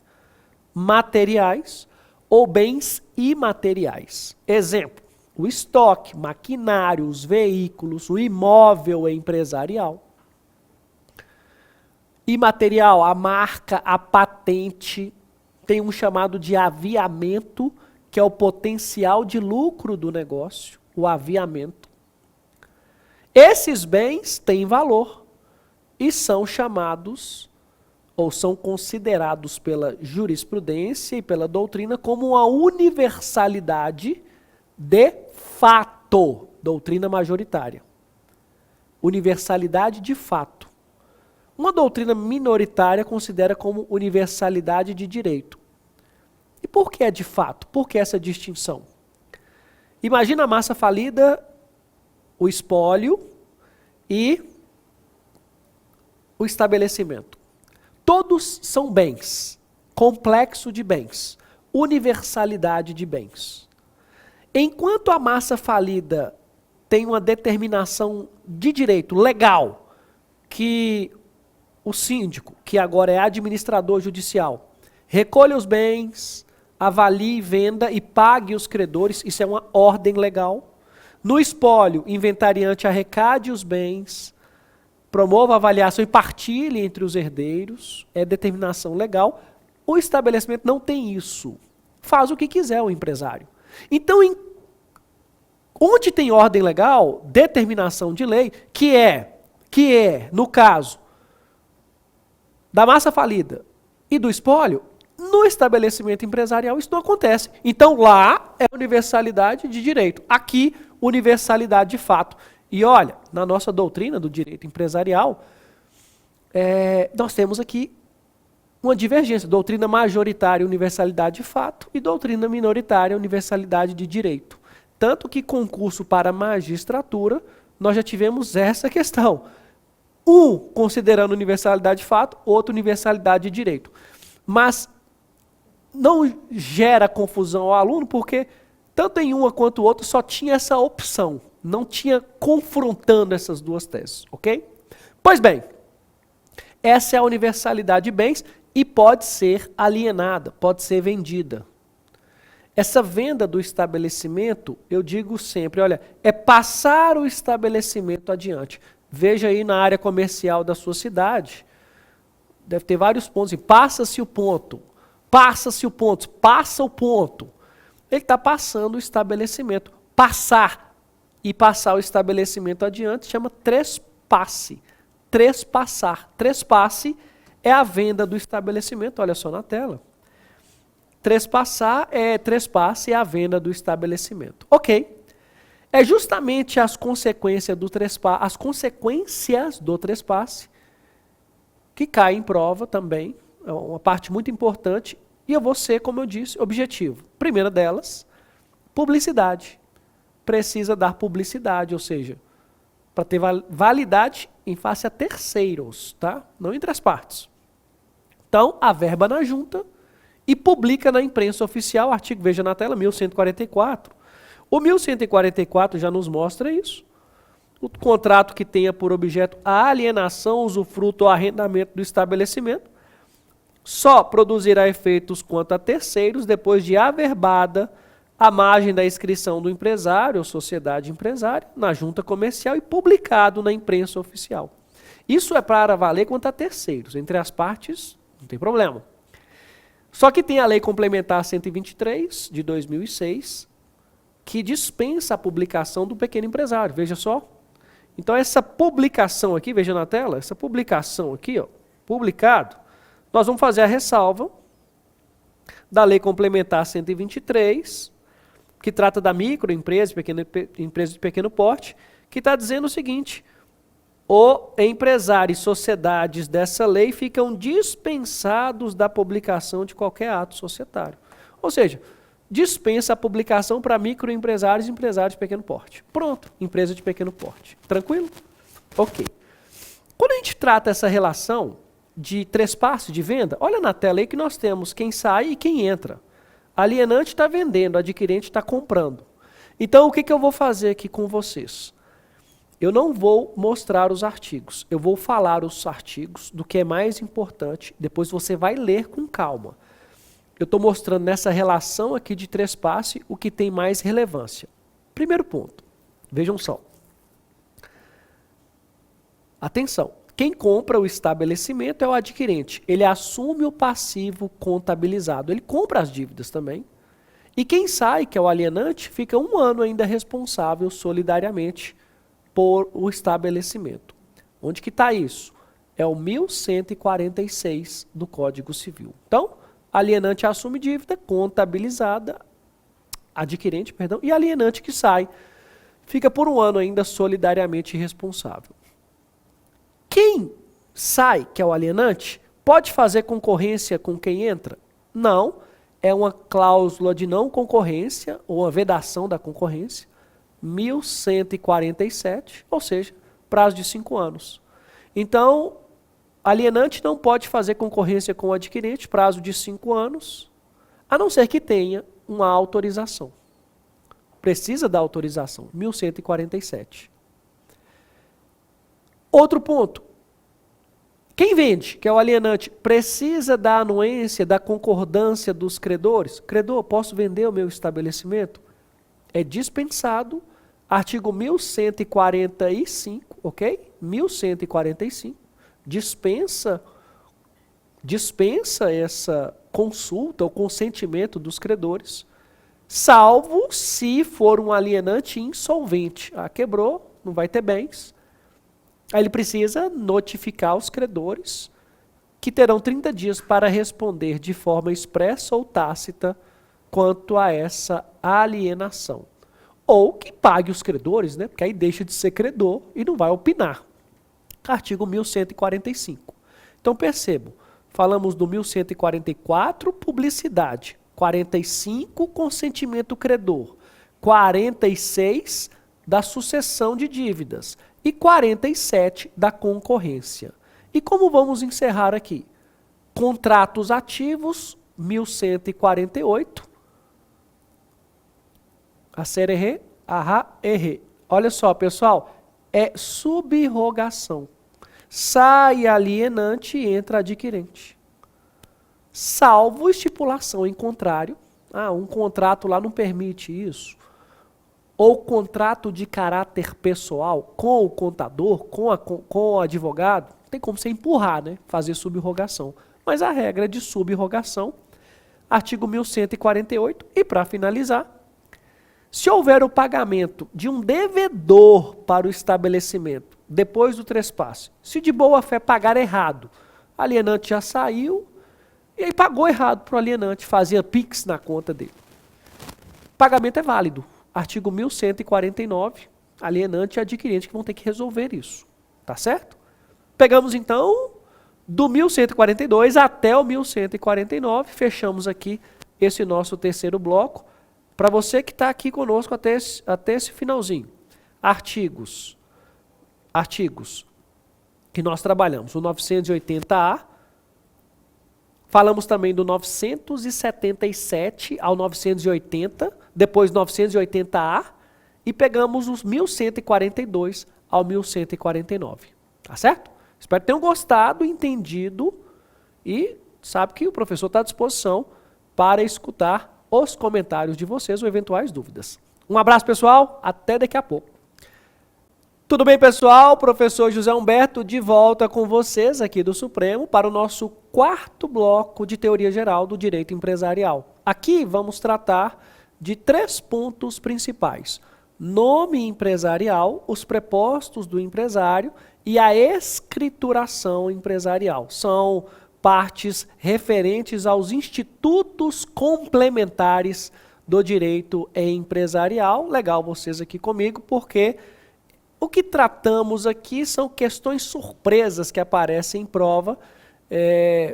Prova para auditor, prova para defensoria, adora esse tipo de surpresa. Também para magistratura e exame de ordem. Pois bem, nós vamos começar falando sobre nome empresarial. Assim que a gente fechar nome empresarial, vamos para prepostos, fecha prepostos e vamos para a escrituração. Então, nossa aula está dividida em 3 pontos aqui. Estamos no Código Civil, ok? Então, agora nós vamos colocar o tópico aí, que é nome empresarial. Como eu tenho o meu, José Humberto, você tem o seu. Quem está nos auxiliando aqui na gravação é a Rayane, não é isso? Rayane também tem a identificação dela, ou seja, cada pessoa tem o seu nome. Temos homônimos? Sim, mas o nome já facilita demais a identificação dos sujeitos. E alguns são até famosos, né? Então, são famosos tanto na política, no esporte, nos filmes, os artistas. Nós conhecemos essas figuras pelo nome. Michael Jackson, Bob Marley, isso é da música.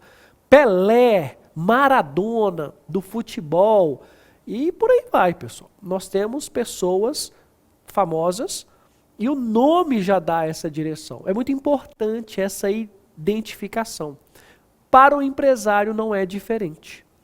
O nome faz muita relevância porque o distingue de outro empresário. Vamos pegar o que é mais relevante dentro de nome empresarial, porque os alunos confundem bastante. Só que antes de começar, eu vou fazer algumas considerações aqui rápidas. Utiliza o código em nome empresarial um termo chamado de firma. Firmar. Firmar, assinar. Então lembre que quando falar firma, é você firmando, assinando o seu nome. Por que isso? Porque firma é sempre do empresário individual. Então assim, José Humberto, firma aqui. Só pode ser o José Humberto individual fazendo. Então firma social é só para o individual. E nós temos mais 2 opções de nome empresarial, outra chamada de razão. Razão é igual firma, só que para sociedade. No caso da firma, é o José Humberto. Razão está colado com firma, é a mesma coisa, mas para uma sociedade. José Humberto junta com a Rayane. Vamos abrir, Rayane, um negócio, uma sociedade de calçados. Então, vejam só, JR, ou José R, José Rayane, Calçados Limitada. Estou colocando o meu nome, é a razão, porque é uma sociedade. A denominação, outra possibilidade de nome empresarial, dá a ideia de um nome fantasia. Rayane, vamos colocar o nome de, não JR, José Rayane, né? Vamos colocar o nome de Bigfoot Calçados Limitada. Veja que nesse caso utilizamos de uma denominação, não do nosso nome, não da nossa razão, porque é sociedade. Resumindo, firma, casado com ele, razão, só que é para a sociedade, e denominação, que é o nome fantasia. São essas opções. Quando surgir aqui, no nosso caso, dessa aula, qual nome empresarial escolher, primeira coisa que você vai ter que analisar é individual, é firma. Se for sociedade, ou é razão ou é denominação. Sociedade não pode ser firma, porque firma é o individual. Viram como é simples? Pareceu o nome. É individual? É firma. Firmar. Não, não é individual, é sociedade. Ou é razão ou é denominação. Só você lembrar, né? Só você lembrar que no negócio, numa sociedade que você tem sócios, você tem que conduzir esse negócio com razão. Não com emoção, e sim denominação. Ou é razão, ou é denominação. Comigo na tela, vejam só. É a identificação do empresário, artigo 4º, né, da Instrução Normativa do Departamento de Registro de Empresas. Olha o que ele prevê. O nome empresarial atenderá aos princípios do que é verdade, do que é novo, e identificará, quando a lei assim exigir, o tipo jurídico do individual, eireli também, ou da sociedade. O nome empresarial não pode ter expressões que sejam atentatórias à moral e aos bons costumes. Pensa comigo. Ah, Rayane, não vamos colocar Big Foot calçados, não. Vamos colocar um nome, vamos colocar o seguinte nome. Big Nazismo Limitado. Poxa, peraí, nazismo? Nazismo não. Contra os bons costumes, contra a moral, algo condenável. Então esse nome lamentável e condenável não pode passar na junta comercial. E aí tem vários exemplos. Ok? Princípios da veracidade, tem que ser verdade e novo, atendendo aos nossos princípios de moral, bons costumes. Tá certo? Volta na tela. Ainda falando da novidade, artigo do Código Civil, o nome de empresário deve distinguir-se de qualquer outro já inscrito no mesmo registro. Se o empresário tiver nome idêntico ao de outros já inscritos, deverá acrescentar designação que o distingua. Veja que o nome empresarial é um direito personalíssimo. E o que nós temos na prática aqui para que você entenda e carregue para a sua prova? O nome empresarial ele vai ser registrado na junta comercial. Quando o nome chega na junta, ela faz um pente fino para saber se há algum nome similar. E aí ela veda a inscrição. Neste caso, o que chegou depois pode o quê? Acrescentar uma designação para fazer a distinção, senão não passa. Ah, professor, passou. A junta não percebeu, passou e anos depois, o prejudicado, que é o primeiro que registrou, percebeu esse equívoco. Neste caso, e aí não é complexo, neste caso, lembre, é imprescritível a proteção ao nome empresarial. O que o empresário vai fazer? Vai solicitar, pode judicialmente fazer se quiser, o pedido para que aquele que está utilizando de nome similar altere o nome, seja vedado de usar esse mesmo nome. Falei, professor, mas como que isso acontece na prática? Por gentileza. Pessoal, entendeu o STJ? Não anulação desse nome. Não anulação. Mas que esse que está utilizando o nome idêntico tenha a oportunidade de alterá-lo. Bom senso aí. Então é uma ação judicial nesse sentido, de alteração do nome e vedação de utilização do nome similar. Pontos de prova: novidade, veracidade, proteção é na junta comercial, então é no estado que está o nome empresarial protegido. E neste caso, se o empresário quiser proteção em outro estado, ele precisará fazer essa proteção, a inscrição do nome empresarial também em outros estados. Até aqui legal? Continuando, vem na tela comigo. O nome empresarial ou é firma, razão social ou denominação, como eu já disse para vocês. É mais simples aqui você passar uma linha divisória, né? E o 1155 diz isso. Considera-se nome empresarial firma ou razão e a denominação de conformidade com este capítulo.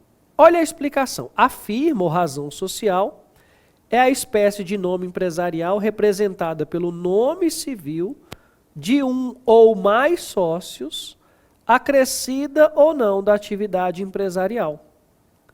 A firma, aquilo que eu disse também, se for individual, nome do empresário individual. Social, de mais de um sócio que representam a sociedade. E ponto de prova. Quando estamos numa sociedade, tem sócio ou sócios. Se o sócio falecer, o nome tem que ser retirado da sociedade. Olha só, artigo 1165. O nome do sócio que vier a falecer, for excluído ou se retirar, não pode ser conservado na firma social. Então veja, tanto falecer, excluído ou se retirar. E a denominação, veja que firma é o nome, né? Denominação, obrigatoriamente deve designar a atividade empresarial. É facultativa a utilização do nome civil de um ou mais sócios. Designa a atividade empresarial. Então, isso aí vai depender dos sócios se vão escolher firma ou denominação. Tá certo. O que eu fiz para vocês como um ponto importante para você carregar para a prova? Algumas informações relevantes, tá? Algumas informações relevantes. Como? Sociedade anônima, que é por ações, só admite denominação. Só denominação. Só. E outras sociedades aqui, eu vou mostrar para vocês o que cabe. Mas é bom lembrar, quando a sociedade tem sócio de responsabilidade ilimitada, como há em nome coletivo, do 1039 do Código Civil, vai ser firma, razão social, não consegue escapar disso. Veja só na tela. Nós temos o seguinte, olha só, pessoal. Sociedade em nome coletivo só firma, porque tem responsabilidade individual. Comandita sim, vou marcar em verde, também só firma, porque tem responsabilidade ilimitada do sócio. Sociedade limitada pode ser firma ou denominação. Sociedade limitada unipessoal. Tem que constar tanto em uma quanto outra a expressão ilimitada. Eireli pode ser firma ou denominação. A dica é: olhou para a sociedade, ela tem sócio de responsabilidade ilimitada? Como? Em comandita simples. Em nome coletivo é firma, ou razão, né? Razão social. Pronto, não tem jeito. A sociedade limitada admite os dois. Deve constar a expressão limitada, não esqueça disso. A Eireli tem que utilizar firma ou denominação, ela segue regra de limitada, com a expressão Eireli. Na tela. Cooperativa deve constar a expressão cooperativa obrigatoriamente. Anônima, só denominação. Sociedade em conta de participação não pode ter firma ou denominação, ela nem é inscrita. Volta aqui. Então vejam só. Recapitulando. Você vai olhar na sociedade se ela tem sócio de responsabilidade ilimitada, porque se tiver só cabe a razão social, só firma, né? Firma ou razão? A razão social, que é em comandita simples, que é em nome coletivo. Essas duas. A regra, professor, que é sociedade limitada. Cabe às duas. Razão ou denominação. Comandita por ações. Razão ou denominação. Sociedade em conta de participação. Nenhum nem outro. Questãozinha de prova. Porque ela nem está escrita. Então, não tem nem proteção ao nome empresarial nesse aspecto. Sociedade por ações, só denominação. E se for comandita por ações, admite até firma, mas também denominação. Ok? Então são essas considerações sempre partindo. O primeiro ponto é, se for individual é firma, pronto, não tem o que discutir. Se for sociedade é na razão ou na denominação. E dentro das sociedades, fiquem atentos a essas pegadinhas. Ok, pessoal? Próximo tópico da nossa aula, falando dos prepostos. Prepostos, ok? Primeiro eu vou chamar a atenção aqui, que os prepostos são auxiliares ou colaboradores do empresário. E é muito comum você, ali no negócio, saber quem são esses prepostos. O mais comum é o gerente. Quero falar com o gerente. Não, não vou resolver com você não, quero resolver com o gerente. Peraí, o gerente não é o dono, não é o sócio. Eu quero falar com o gerente, que é o que está ali representando o empresário ou a sociedade empresária. Tem um cargo de confiança. O que é válido aqui para a nossa aula, para o nosso estudo? É saber a limitação de poderes e se ele pode transferir esses poderes para um terceiro, se ele responde pessoalmente ou não pelos atos. Basicamente é isso. Vamos ser breves. Vejam só. Falando de prepostos, marquem esses 3 primeiros artigos. E é tudo muito lógico, porque veja, o preposto não pode, sem autorização escrita, fazer-se substituir no desempenho da preposição, sob pena de responder pessoalmente pelos atos do substituto e obrigações contraídas. Ô pessoal, é só você lembrar da audiência. Olha, você vai ser o preposto na audiência. Audiência trabalhista, por exemplo. Aí o preposto, o que ele faz? Ele não vai, coloca outra pessoa lá, no lugar dele. A justiça vai admitir se não tiver uma carta de preposição assinada? Não, precisa de uma autorização por escrito. É só você lembrar disso. Na hora que cair na prova, falando assim, o preposto não pode se fazer substituir, seja de forma tácita ou expressa, não é prova escrita, ele precisa. Senão é responsabilidade pessoal. Isso é lógico. Você lembrando da audiência, precisa do documento. Próximo. O preposto, novamente, veja, salvo autorização expressa, não pode negociar por conta própria ou de terceiro, nem participar, embora indiretamente, de operação do mesmo gênero da qual lhe foi cometida, sob pena de responder por perdas e danos e serem retidos pelos preponentes os lucros da operação. Então, olha só, se é o preposto. Olha que questão lógica isso aqui, né? Como é que você vai negociar por conta própria se você não tem autorização expressa? Você negocia dentro do que você tem autorização. E mais, você não pode fazer concorrência com o seu preponente. Ah, você vai entrar na mesma atividade? Então, você é preposto de o preponente, que é na área de venda de pneus para veículos. Aí o que você faz? Você negocia fora do que você tem autorização. Você nem tem autorização expressa para isso. E mais, você ainda faz negociação por fora de pneus. Aí o que você vai responder? Perdas e danos e vai reter lucro. Claro, isso é lógico. Próximo.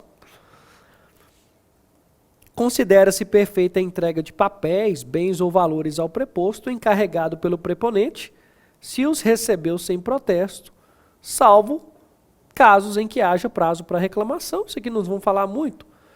Mas os artigos principais, 1169 a 1171. Pessoal, para a gente finalizar preposto, eu trouxe mais 2 artigos, só para a gente finalizar, também tudo dentro de uma lógica. Veja só, o 1170, na tela comigo, 172. Considera-se gerente o preposto permanente. Aqui é só para mostrar para vocês do preposto gerente, tá? Estou destacando o gerente. Ele é o preposto permanente no exercício da empresa, na sede ou em sucursal, filial ou agência. Quando a lei não exigir poderes especiais, considera-se gerente autorizado a praticar todos os atos necessários ao exercício do poder que foi outorgado. Pronto. Neste caso, o gerente ele é um preposto permanente. E ele o quê? Está na sede, filial ou sucursal.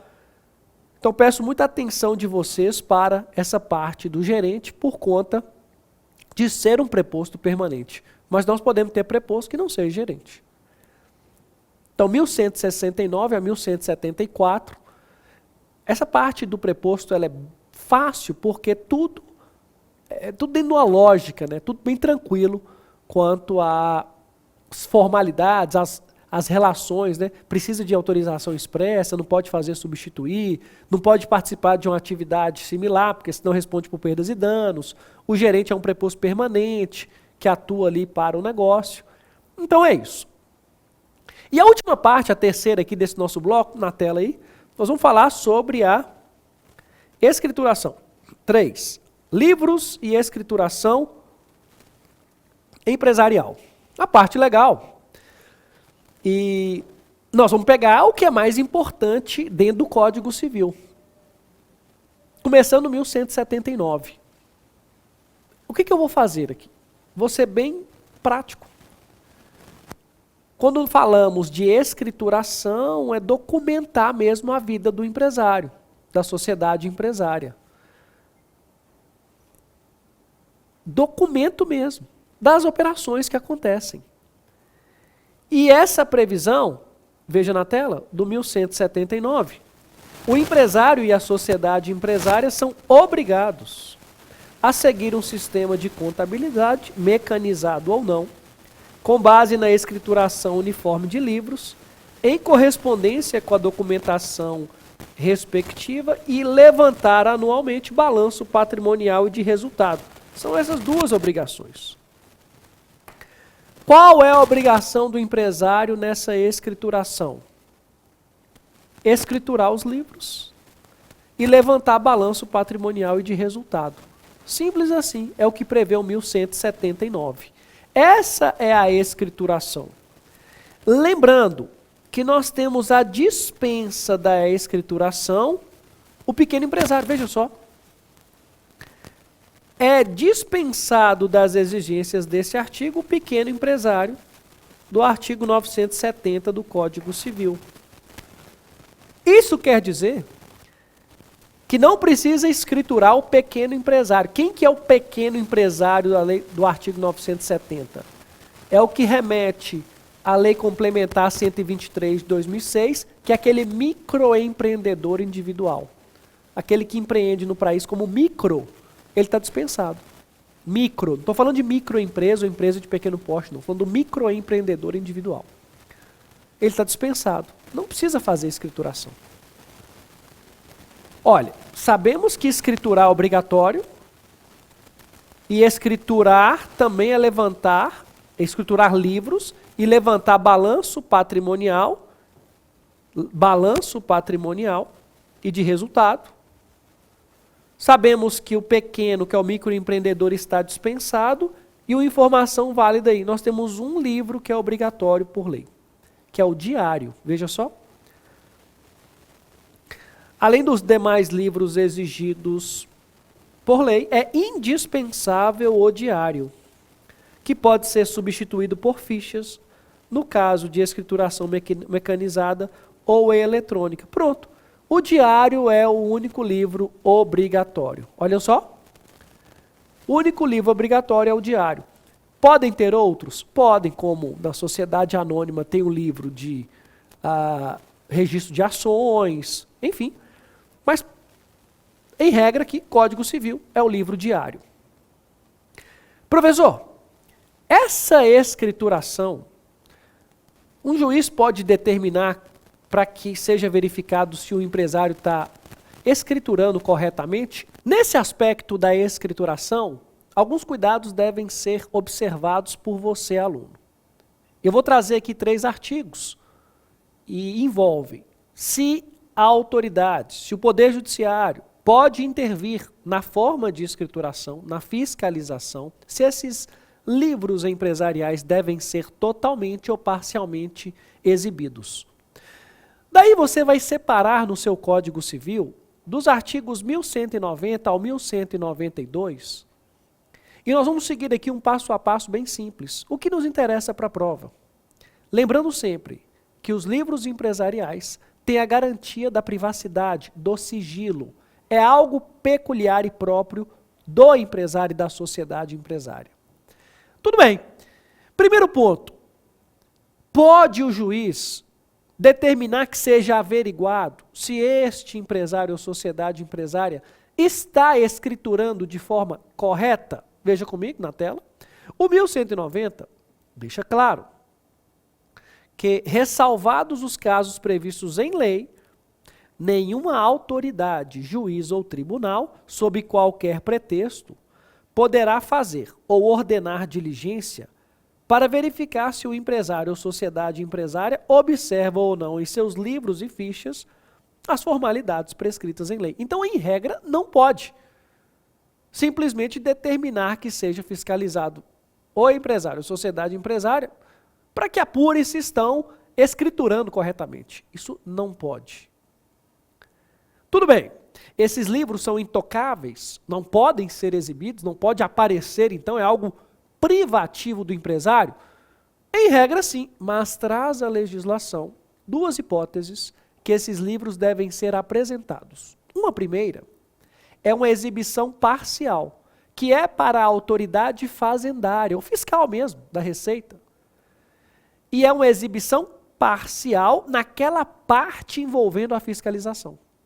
E é extrajudicial, ou seja, o fiscal bateu na porta, mandou um e-mail, mandou uma solicitação, o empresário ou sociedade empresária é obrigada a fornecer a este fiscal essa documentação. Por outro lado, vem o judiciário com a possibilidade de determinar uma exibição total, aí é integral, para 4 hipóteses. Sucessão, comunhão ou sociedade, falência ou administração, gestão à conta de outrem. Olha aqui na tela, essa hipótese está no 1191, de exibição integral desses livros, relativo a, vou marcar direitinho aqui, relativo a sucessão, comunhão ou sociedade, administração ou gestão à conta de outrem e em caso de falência. Percebam que nós partimos de uma regra de sigilo e privacidade dos livros, com possibilidade de exibição parcial à autoridade fazendária ou integral nessas 4 hipóteses do 1191. Então é isso. Espero que vocês tenham gostado desse bloco. Passamos pelos institutos complementares e falamos de nome empresarial, prepostos e a escrituração empresarial. Obrigado, pessoal. Encerramos aqui essa parte de teoria geral.